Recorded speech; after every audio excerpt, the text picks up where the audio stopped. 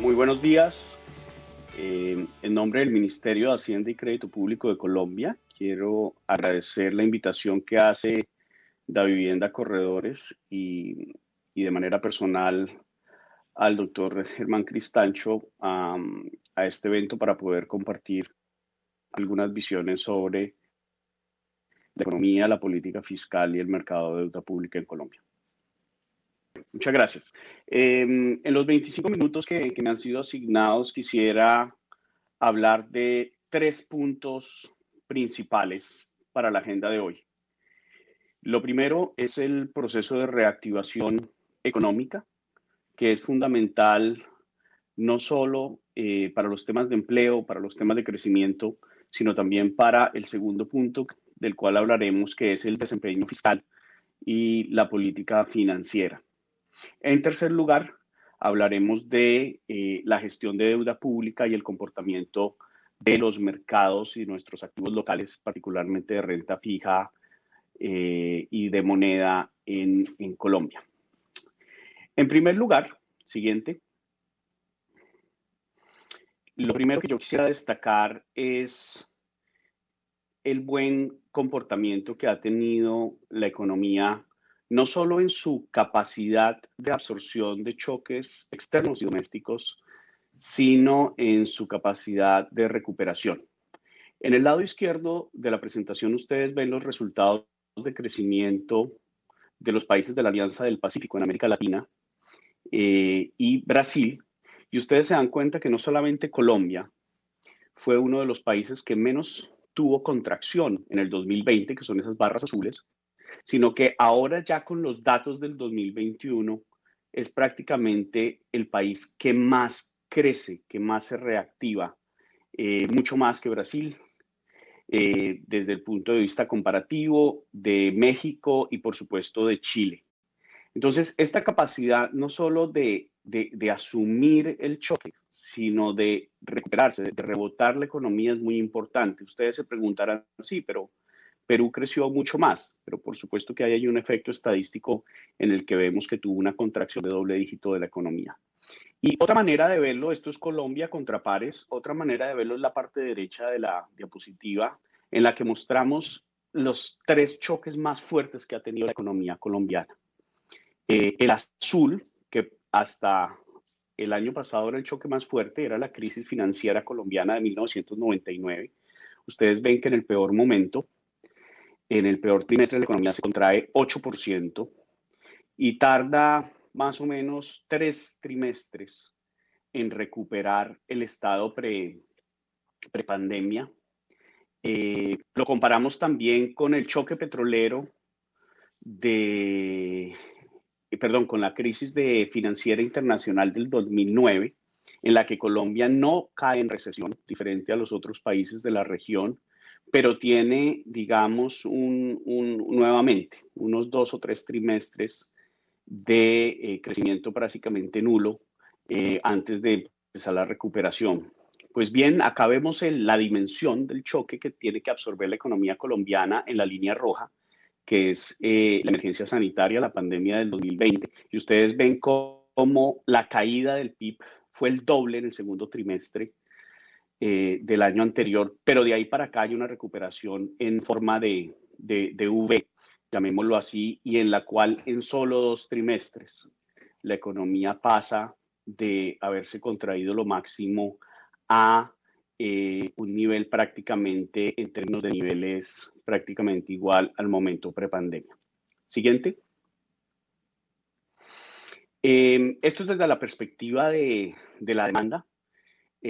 Colombia tiene un crecimiento, viene en una senda de crecimiento bastante dinámica a partir del 2017, con un crecimiento de 2,6 en el 18 y de 3,3 en ese momento, el crecimiento más acelerado de la región latinoamericana, 3,3 y por encima del promedio mundial. Vemos cómo, si bien la demanda interna es la que se contrae en el año 2020, es precisamente esta demanda interna, el consumo privado, el consumo público y la parte que es más esperanzadora, que es la inversión a través de sobre todo la construcción de inventarios, y posteriormente lo veremos con la formación bruta de capital, es la que hace que son, digamos, los líderes, los motores de esta recuperación en el primer trimestre para pasar al 1.1 que mencionábamos. Siguiente. Desde la perspectiva de la oferta, también hay literalmente brotes verdes. Esta gráfica a mí me gusta mostrarla porque vemos cómo la economía, desde el punto de vista de los sectores en el 2019, todos los sectores con la excepción de construcción estaban en verde con crecimientos positivos. El primer trimestre, a pesar de que tuvo 2 o 3 semanas de pandemia, el 2020 continuó con ese crecimiento diversificado. La economía cae, digamos, en el momento más álgido, el segundo trimestre, donde todos los sectores, a excepción de, por ejemplo, servicios inmobiliarios, agricultura, caen a rojo, pero muy rápidamente, ya en el tercer trimestre y después en el cuarto trimestre, la economía no solo empieza a reactivarse, sino de manera generalizada a través de los sectores, con el resultado positivo de que en el primer trimestre ya 9 de los 13 sectores de la economía, 9 de los 13 sectores de la economía registran variaciones reales positivas y muchos de estos intensivos en empleo, por ejemplo, manufactura con un 7%, que tiene un peso dentro del PIB del 12%, tenemos los servicios, que también son incentivos, tenemos la administración pública con las políticas, digamos, de estímulo fiscal. Siguiente. Ahora, el primer punto que yo quería dejar claro es que vamos bien en materia de crecimiento, pero ¿qué es lo que va a determinar? Primero, que terminemos bien en el 2021 y segundo, que tengamos una sostenibilidad en el mediano plazo. La primera clave del éxito será el proceso de vacunación. En el proceso de vacunación, Colombia tiene por lo menos 2 ventajas. La primera ventaja, y yo creo que es uno de los países del mundo únicos en tener una oferta asegurada y diversificada de laboratorios y de vacunas. Es decir, como ustedes lo ven en las diapositivas de arriba, Colombia tiene 6 fuentes de ingreso de vacunas por un total de 74.4 millones de dosis. Estos son contratos ya en firme. ¿Y por qué es importante la diversificación? Porque esto evita que una vez el proceso de vacunación inicia, tengamos cuellos de botella como se han observado en otros países o en otras regiones que están concentrados en un solo laboratorio. Y por eso ustedes ven en la diapositiva de abajo, en esa línea azul, cómo Colombia empieza con unos niveles de vacunación de 50.000 personas por día y hoy en día en Colombia se están vacunando por día 270.000 personas en promedio por día. Prácticamente en alrededor de una semana se están vacunando de a millón de personas y por eso vemos en estas líneas de la izquierda cómo el país ya cuenta con 12 millones prácticamente con la última data de dosis administradas, pero la idea es que con esta oferta diversificada, y por eso ustedes ven que están llegando permanentemente estos envíos de vacunas, se continúe ese proceso de inmunización de la población, que está cada vez más ambicioso. Al principio estábamos haciendo un objetivo de 35 millones de personas, hoy estamos más cercanos a los 42 millones de personas con las 2 dosis.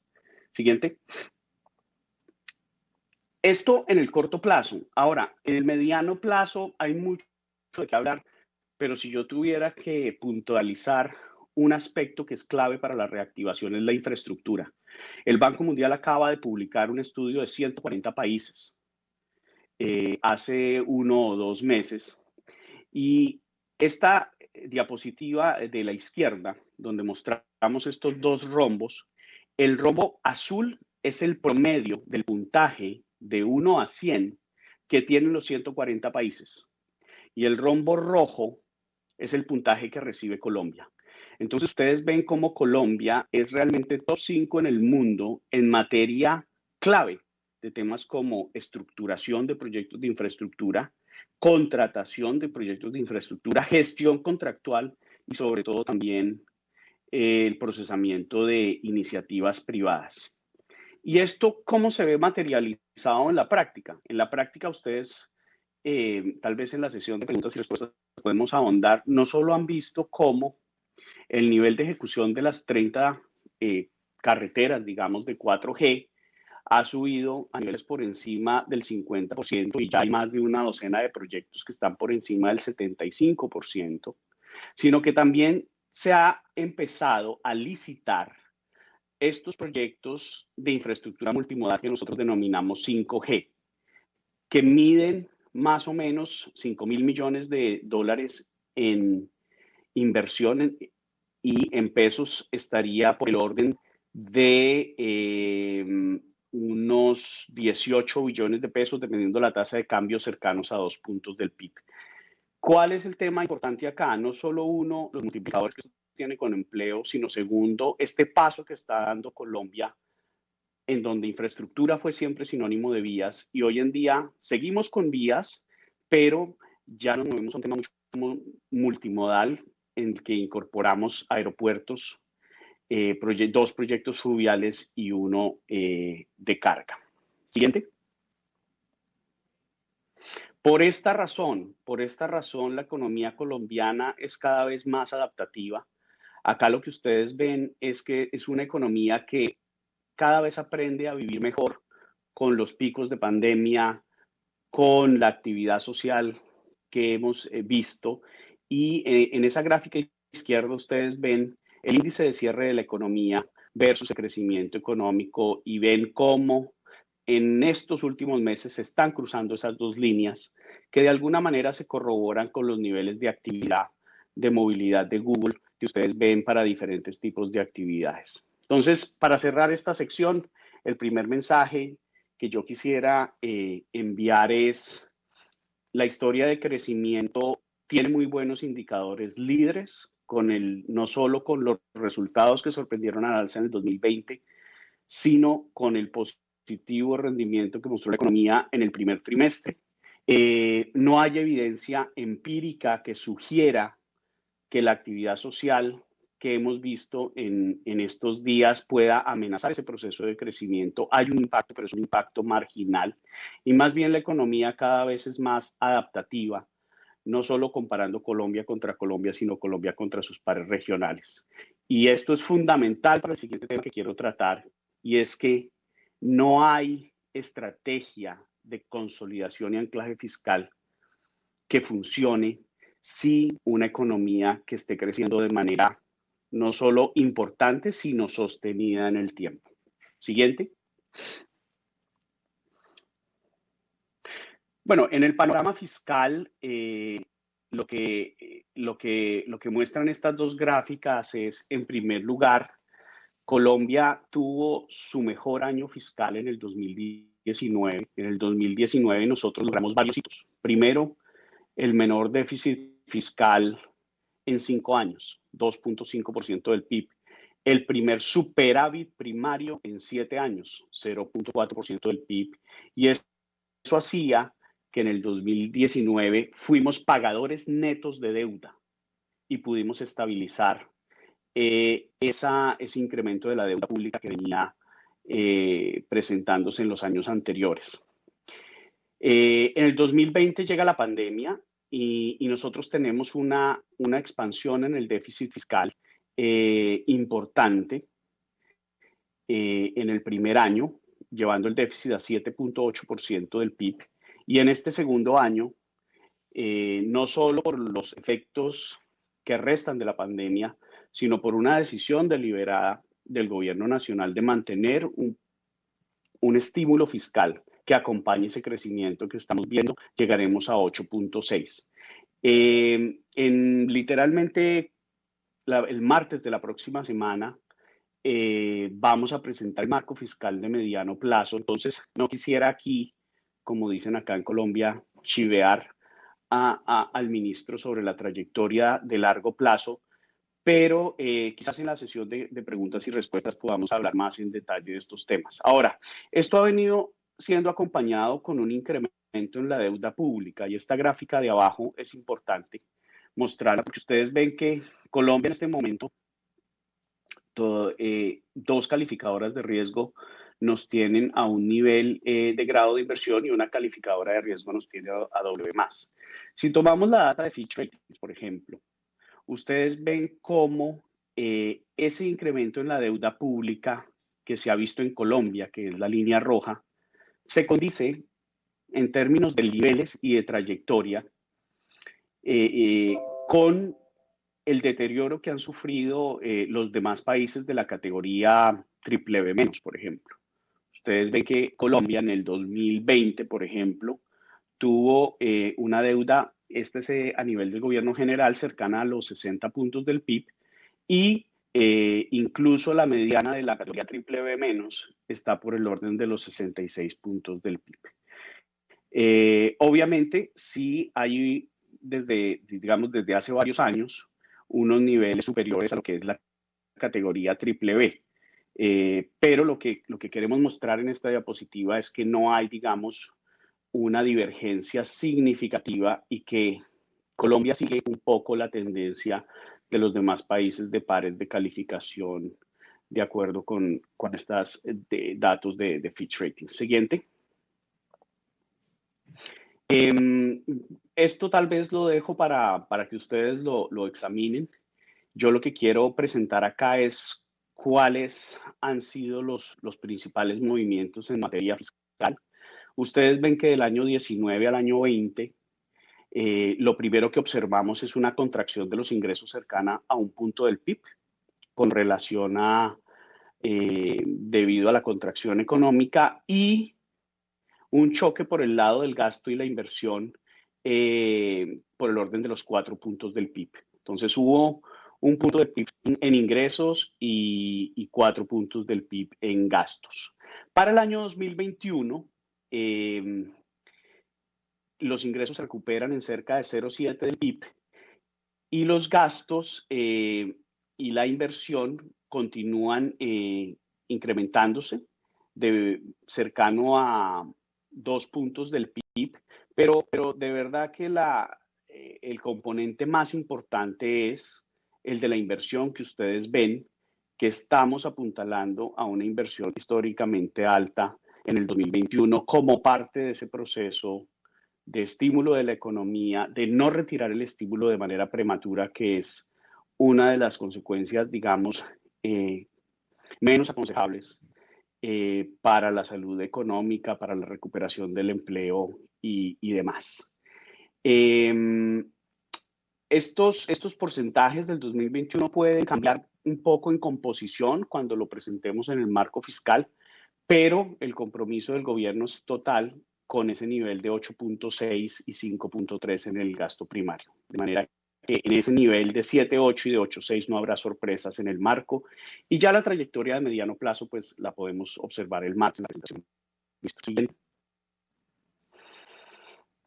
Ahora, ¿cuáles son las perspectivas fiscales en la segunda mitad del año? Y yo creo que hay dos indicadores que nos dejan ser moderadamente optimistas. El primero es el comportamiento del recaudo. La gráfica de la izquierda les muestra a ustedes el comparativo en billones de pesos mes a mes del recaudo comparado en el 2020 con el 2021 y las barras se van acumulando.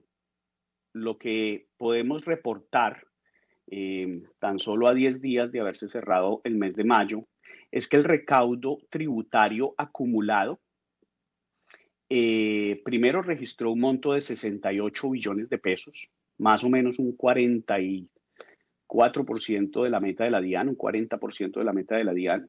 Pero más importante que eso es que llevamos recaudando más o menos 6.6 billones más en comparación con el año anterior, lo que se traduce en una cifra de crecimiento del 11%.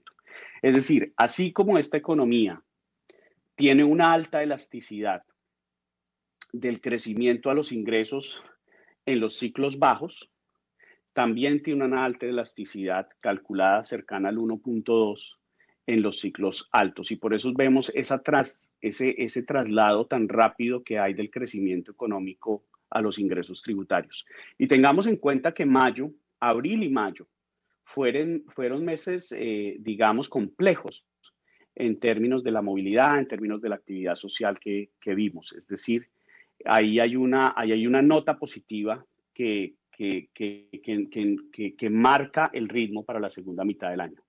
Y la gráfica de la derecha es un indicador que es muy importante porque es el valor de la producción petrolera en Colombia, que eventualmente tiene un impacto, primero como retenciones en el año T para el fisco y segundo, como impuestos de renta y dividendos en el año T más 1 para el presupuesto, en este caso del 2022.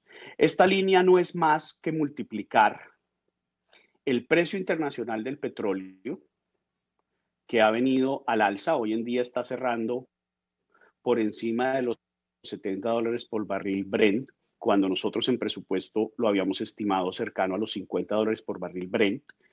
Se multiplica ese precio por la cantidad, es decir, por la producción petrolera, que sí ha estado todavía por debajo de sus niveles históricos, y después por la tasa de cambio. Y ustedes ven ahí cómo en este año del 2019 experimentamos los niveles más altos recientes. Después hubo una caída durante el 2020 que respondió a esa caída del precio del petróleo, sobre todo en el primer trimestre del 2020. Pero vean cómo ese valor de la producción petrolera en Colombia, que repito, después se traslada al fisco con las reglas que siempre sabemos, está por encima de su promedio histórico. Está en alrededor de 5.3 billones, muy por encima de los 4.6 que es su promedio histórico. Siguiente. Vamos a pasar al tema de mercados. Lo último que yo diría en el tema fiscal es que Colombia continúa con una estrategia de diversificación de fuentes para cubrir sus necesidades de financiamiento. En el 2020 ustedes ven esas barritas verdes, amarillas, que fueron financiamientos extraordinarios en el marco de la pandemia, pero en el año 2021, a pesar de que las necesidades de financiamiento han continuado altas, tenemos una mezcla sana y diversificada donde el mercado local continúa siendo el ancla precisamente para tener esos beneficios, sobre todo de protección del riesgo cambiario y de profundización de nuestro mercado de deuda pública local. Siguiente. Este es el mensaje que, hay dos mensajes que me gustaría dejar en esta presentación como director de Crédito Público y Tesoro Nacional. El primero es esta transformación que hemos logrado en Colombia en los últimos 18 meses. Colombia, por primera vez en su historia, pasa de tener un portafolio de deuda pública con una vida media de 8 años a una vida media de 2 dígitos, de 10 años. Y eso lo hemos logrado por las operaciones que hemos realizado en el mercado de deuda pública local, la línea de abajo azul, donde pasamos de 6 años a 8 años, por ejemplo, con ejercicios como hicimos el año pasado del lanzamiento del primer TES a 30 años, cuando el máximo plazo que había en tasa fija era 15, pero también en la parte global. En la parte global, la gran mayoría de nuestros bonos que hemos colocado en los últimos 18 meses han estado proporcionalmente dedicados al tramo del 30 años, y también Colombia lanza su primer bono a 40 años en dólares. El libro de texto le diría que si usted alarga la duración de su vida, de su deuda pública, pues debería costarle más. Pero nosotros tácticamente hemos aprovechado ese ambiente de tasas de interés a la baja y por eso ustedes ven que logramos subir 2 años la vida media de la deuda pública, al mismo tiempo que bajamos el cupón promedio de la deuda pública en 100 puntos básicos, más o menos de un 6.6% en promedio a un 5.5% en promedio. Siguiente. Segundo, hay una cantidad de preguntas que seguro van a salir en la sesión siguiente sobre qué le pasa al mercado de TES y qué le pasa a nuestros activos ante cambios en calificación, ante choques internos y externos. Y yo creo que esta gráfica es tal vez la más importante de la presentación, en la que yo les puedo decir que nuestro mercado de tés es lo suficientemente profundo, líquido y diversificado para poder absorber esos choques de manera ordenada. Y ya hemos sido probados en el pasado. La gráfica de arriba muestra la tasa de 10 años de TES y una reflexión interesante es ver cómo se ha comportado en los tres choques más importantes que ha sufrido la economía colombiana y otros mercados emergentes. Durante la época del retiro del estímulo monetario en Estados Unidos, lo que se denominaba técnicamente como el taper tantrum, tuvimos que absorber un choque de un año con tasas que llegaron al 7.5% a los 10 años.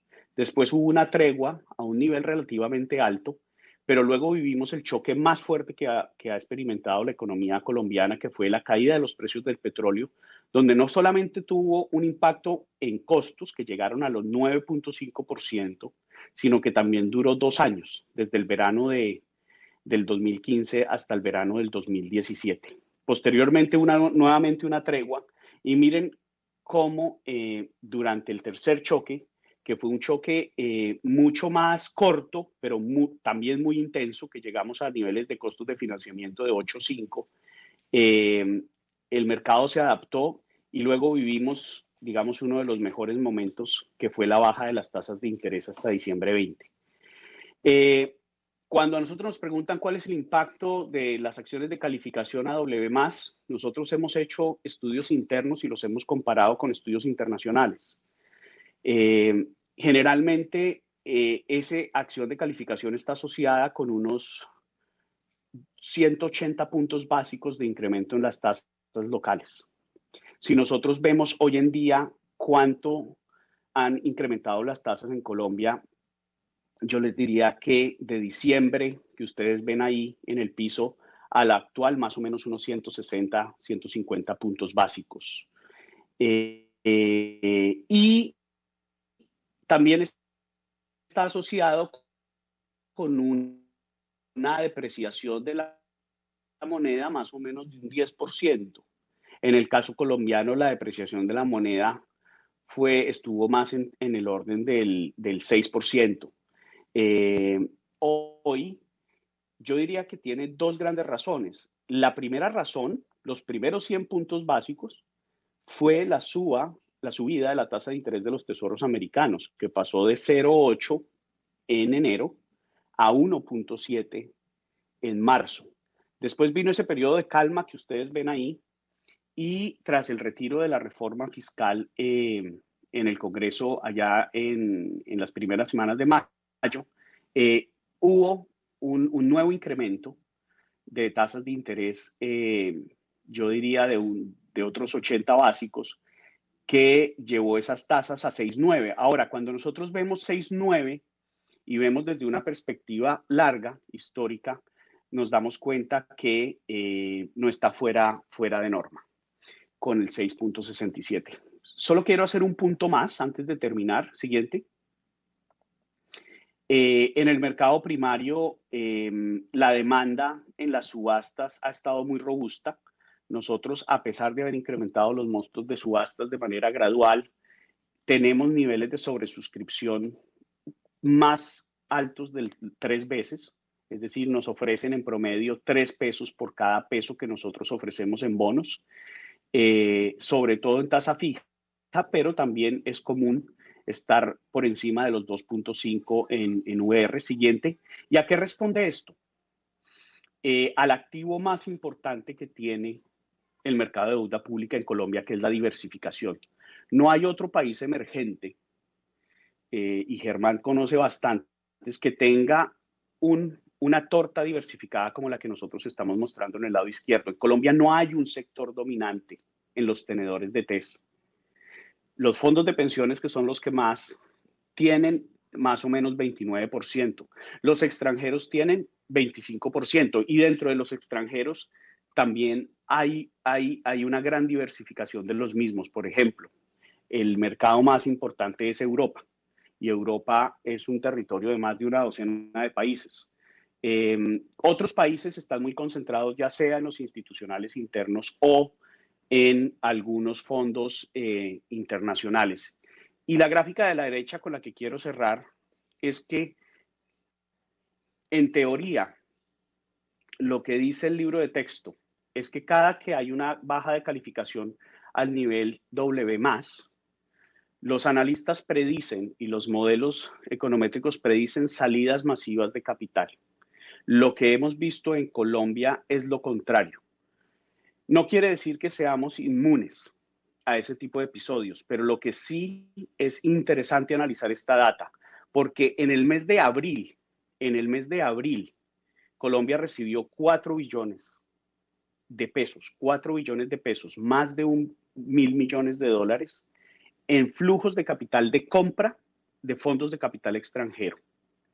Pero más importante aún es la cifra de mayo, cuando ya se incorporaba a mediados de mes la acción de calificación, fueron otros 4 billones de pesos, otros 1.000 millones de dólares que entraron a la economía colombiana. Entonces, es un poco contraintuitivo ver que hubo una baja de la calificación, que hubo unas tasas mayores, pero que el apetito por los activos colombianos, en este caso los TES, se ha venido fortaleciendo. Si nosotros quitamos esa barra de 5.312, de 5.3 billones que tuvo relación con el lanzamiento del TES a 30 años, estos niveles de los 4 billones por mes son los más altos desde el 2014, cuando Colombia ingresa a los índices de JP Morgan. Hay mucho más que decir, siguiente, pero quisiera tal vez dejar ahí para dar un poco de tiempo para preguntas y respuestas. Muchas gracias, Germán. Perfecto, doctor Arias, muchísimas gracias por la presentación y yo creo que hay varios temas y de hecho nos han hecho llegar varias preguntas sobre reforma tributaria, fuentes de financiación, temas de mediano y largo plazo, pero quisiera arrancar preguntándole algo sobre un anuncio que se hizo hoy. Estaba viendo antes de que usted iniciara su presentación que el ministro de Hacienda, José Manuel Restrepo, anunció que finalmente la reforma no se va a presentar durante esta legislatura, sino durante la segunda legislatura, después del 20 de julio.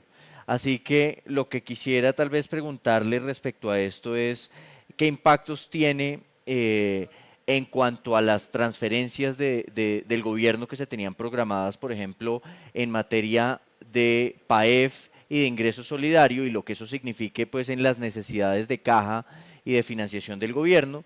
Y pues muy ligado a eso, ¿cuál podría ser el proceso o los tiempos de esa reforma tributaria una vez se presente a partir del 20 de julio? Sí, discúlpame, me desconecté por un minuto. Me parece que Tranquilo, la pregunta es cómo, tranquilo, cómo la puedo los repetir. anuncios de... Sí, por favor. La pregunta está un poco enfocada al anuncio que se hizo esta mañana, que estaba viendo que el ministro de Hacienda anunció que la reforma tributaria ya no se va a presentar ahora antes del 20 de junio, sino en la siguiente legislatura a partir del 20 de julio. Así que tal vez las dos preguntas relacionadas con este tema es, por un lado, esto qué implicaciones tiene en materia de las necesidades de caja del gobierno y sobre todo con esas transferencias para las cuales se estaba buscando autorización de extender los giros del PAEF, extender los giros de ingreso solidario. Y muy ligado a esa pregunta, digamos, la segunda parte de esta pregunta es cómo pueden ser esos tiempos de aprobación de esta propuesta de reforma tributaria en el Congreso a partir del segundo semestre. Perfecto. De acuerdo. Lo primero que yo diría es que para aprender un poco de las lecciones del pasado, este ministro o el Ministerio de Hacienda ha querido cambiar un poco el enfoque en la reforma y es construirla de abajo hacia arriba y no de arriba hacia abajo. Por eso el énfasis que ha puesto el ministro desde que se posesionó ha sido la construcción de consensos. Esa construcción de consensos, como él mismo lo ha manifestado, va muy bien. Y hay dos consideraciones para responder tu pregunta. La primera, aprovechamos al máximo esta legislatura para avanzar precisamente en esos acuerdos, tanto de ingresos como de reorientación de gasto, pero hemos tomado la decisión de presentarla el 20 de julio, el 20 de julio cuando empiece la nueva legislatura, precisamente para evitar esos problemas procedimentales que implican que solo resten 2 semanas de la legislatura. Ahora, ustedes van a ver a un Ministerio de Hacienda muy compenetrado con las regiones, fortaleciendo ese consenso en los principales lugares del país, y se llevará esto al Congreso, la radicación, como lo anunció el ministro esta mañana, al principio de la legislatura, y dado el alto nivel de consenso que ya se presenta sobre esta iniciativa y lo que tú mencionabas también, la urgencia que implica la continuidad de los programas sociales, nosotros aspiramos que sea un trámite lo más rápido posible, ojalá hacia finales de agosto. Ok. Ah, nos llegaron un par de preguntas más relacionadas tal vez con las necesidades de financiación y con las fuentes hacia adelante, pero las voy a leer textualmente. Tal vez, por un lado, nos preguntan cómo se logrará satisfacer las necesidades de financiación, dada la coyuntura actual, y controlar los niveles de deuda pública si con la nueva reforma tributaria no se lograría el recaudo esperado que planteaba el primer proyecto de ley. Y voy a lanzar la segunda al tiempo porque está muy ligada, y es cuáles serían esos medios o fuentes adicionales que podría emplear el gobierno para mantener esa estabilidad en la deuda y evitar tener un downgrade por parte de las otras calificadoras.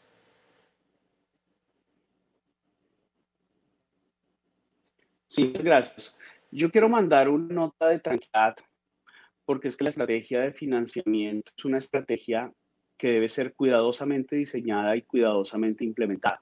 La estrategia de financiamiento no se cambia cada semana o cada mes con el titular de turno. Nosotros implementamos una estrategia de financiamiento para el 2021 desde el final del año 2020 y se la comunicamos a los inversionistas nacionales e internacionales, a las agencias multilaterales, precisamente desde ese momento para que ellos preparen sus portafolios de inversión, sus portafolios de préstamos.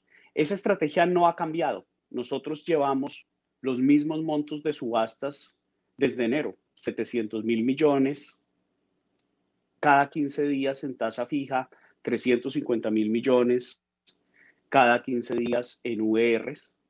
Y como les he mostrado, el comportamiento de las subastas en términos no solo de volúmenes, de demanda, ha sido muy satisfactorio. Nosotros ya hemos avanzado prácticamente la mitad del programa de subastas a finales de mayo, y continuaremos con el mismo monto. No hemos pensado en cambiar el monto. Sí estamos en un diálogo con los creadores del mercado y con los inversionistas nacionales y extranjeros para recalibrar, ver cuál es el óptimo de la duración de los títulos que tenemos en emisión, tanto en tasa fija como en VR. En temas de bonos internacionales, el gobierno ha sido absolutamente proactivo en la emisión, en el prefondeo, llamémoslo así, de las necesidades temprano en el año. En enero emitimos en manera neta 1.600 millones de dólares. En abril emitimos de manera neta 3.000 millones, es decir, que ya a la fecha hemos asegurado 4.600 millones de dólares y yo pienso que, como les decía, el resto puede estar en la segunda mitad del año de manera relativamente de acuerdo a los planes que teníamos. Y con los temas multilaterales, el financiamiento, llamémoslo así, está completamente comprometido y negociado con ellos. Estos son préstamos simplemente que se van desembolsando a lo largo del año. Entonces, yo pensaría que en el 2021, como el déficit de 8.6% del PIB que nosotros esgrimimos desde diciembre del año pasado, que ratificamos en el plan financiero de marzo de este año y que les anuncio, y es la única chiva que les doy, será ratificado en el marco fiscal de mediano plazo, es un déficit y unas amortizaciones que son consistentes con la estrategia de financiamiento que llevamos. Es decir, en este año no hay cambios. Para el 2022 vamos a tener una mezcla similar a la que tuvimos este año. Nuestras tres fuentes principales de financiamiento son el mercado local de TES, que continúa anclando en general 2/3 del financiamiento neto, y luego 1/3 del financiamiento neto que viene de fuentes extranjeras combinadas entre bonos externos y entes multilaterales. Ok, doctor Arias, ahí usted mencionó dos temas que yo creo que dentro de la sesión de preguntas tenemos incluido y es, por un lado, la duración de los títulos que se van a subastar en Colombia y sobre todo a raíz de algunos comentarios recientes que según la prensa hemos conocido también y que usted lo ratifica con los comentarios que hace y es que inicialmente cuando el cronograma de subastas se pensó para el año, se pensaba en referencias de largo plazo principalmente, pero en este momento lo que entendemos y lo que entiendo es que se está reconsiderando tal vez esa duración de los títulos que se van a seguir subastando en Colombia. Y ahí surgen varias preguntas relacionadas con esto. La primera es, eh, ¿esto significa que existe la posibilidad de que en Colombia se coloquen referencias o se lancen referencias nuevas, de pronto a plazos más cortos de los que veníamos observando, sobre todo para tratar de conservar, digamos, una exposición no muy alta en los plazos que hoy ya existen? Dos, muy ligada a esa, ¿qué motiva un poco esa decisión de reconsiderar la duración? ¿Es un tema de la tasa de financiación que riñe un poco con el objetivo de sostenibilidad de la deuda de Colombia en el largo plazo? ¿O es un tema de la capacidad de absorción del mercado en cuanto a referencias de largo plazo? Excelentes preguntas, Germán. A lo primero te diría, las dos cosas están en consideración en diálogo con los creadores de mercado y con los inversionistas nacionales y extranjeros. De hecho, la decisión está motivada parcialmente por la retroalimentación que tenemos y el diálogo permanente con ellos y con los inversionistas. Eh, entonces es posible que haya el lanzamiento de una nueva referencia más en la parte media de la curva, ¿sí? Más en la parte media de la curva. Y también hay un tema de la posibilidad de ser más lentos, sobre todo con esos títulos supralargos que tenemos en la canasta de emisión, como por ejemplo el título 2050 en tasa fija y el título 2049 en VR. Es decir, una es una discusión de si puede haber una nueva referencia, que estamos precisamente viendo cuál es el punto óptimo, y también una disminución en la velocidad, digamos, de emisión de las referencias más largas. Eso serían como dos principios fundamentales. Ya los anuncios específicos los podremos hacer en el marco la próxima semana. ¿Y por qué se motiva esto? Esto se motiva por dos razones.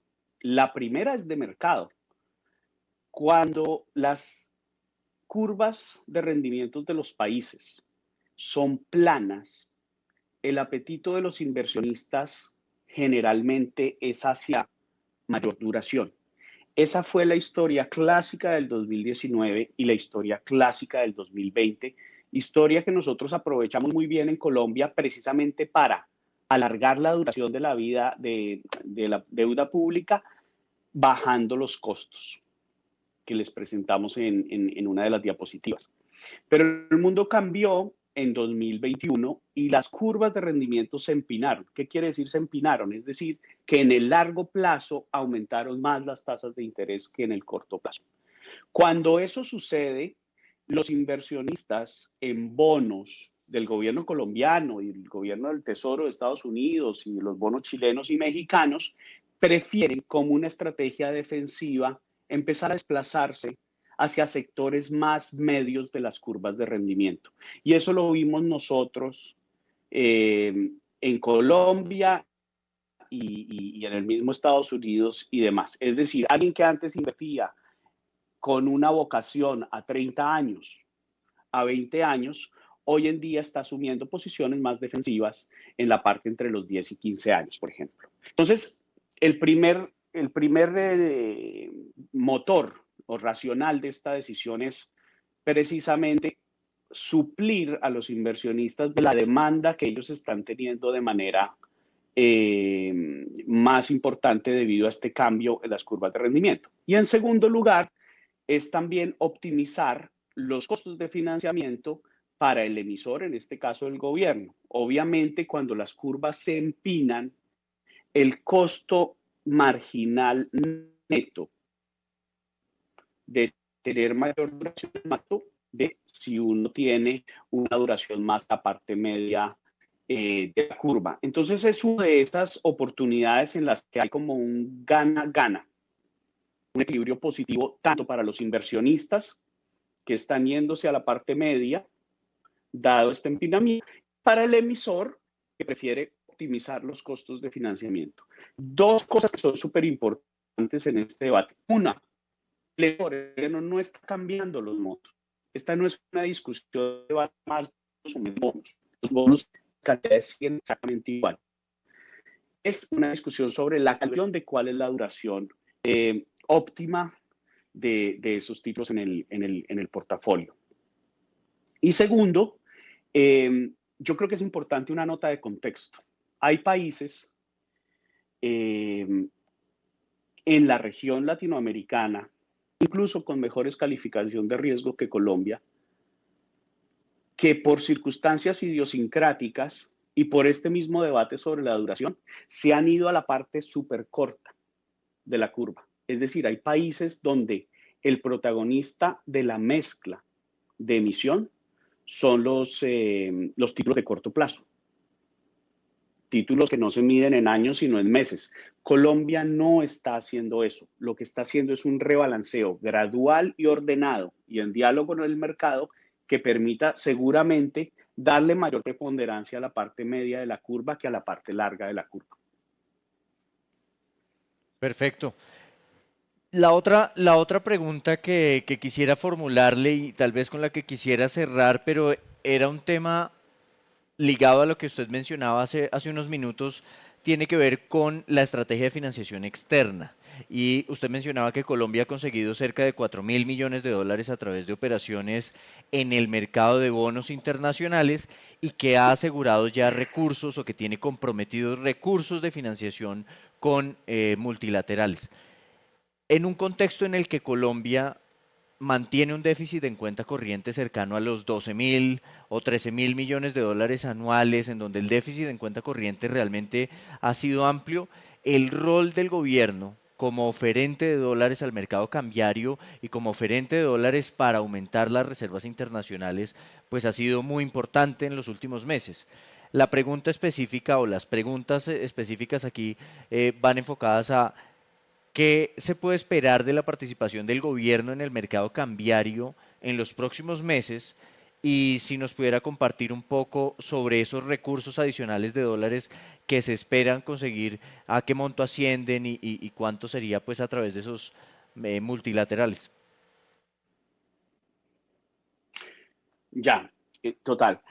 Bueno, lo primero que me gustaría aclarar es que el rol del gobierno no tiene que ver nada con la construcción de reservas internacionales ni con algún tipo de control del mercado cambiario. Es decir, Colombia tiene un sistema de flotación cambiaria donde el gobierno es solo otro participante más de la oferta y demanda de dólares. Es decir, a nosotros bajo ninguna circunstancia tenemos un racional de política monetaria o cambiaria cuando hacemos operaciones en el mercado de divisas, ni tampoco de acumulación de reservas. Esos son roles del Banco de la República. Lo que sí hacemos es Eh,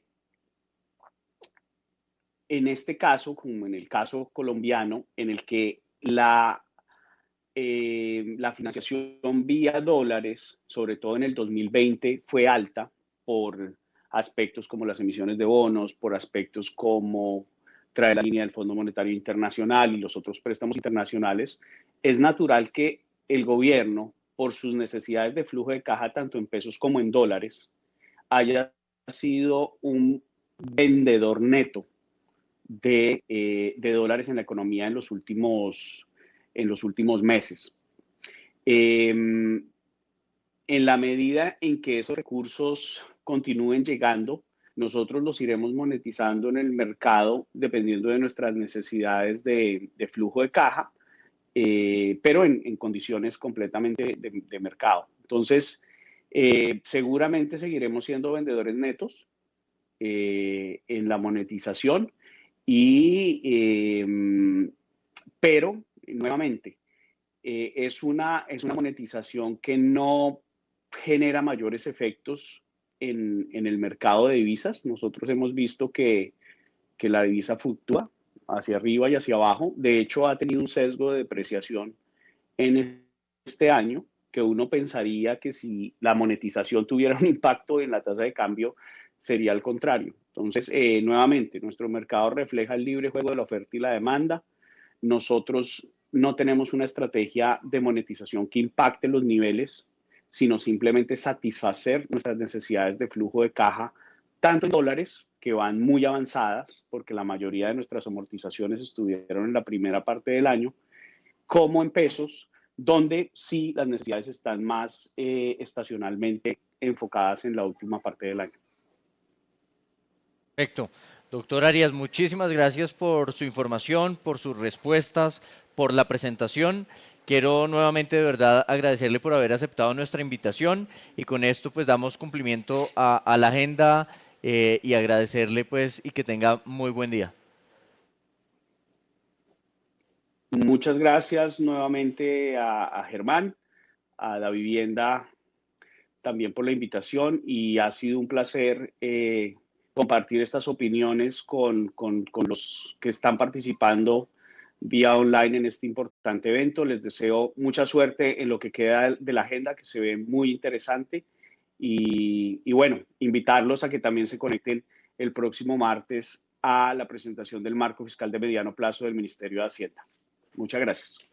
Perfecto, muchísimas gracias.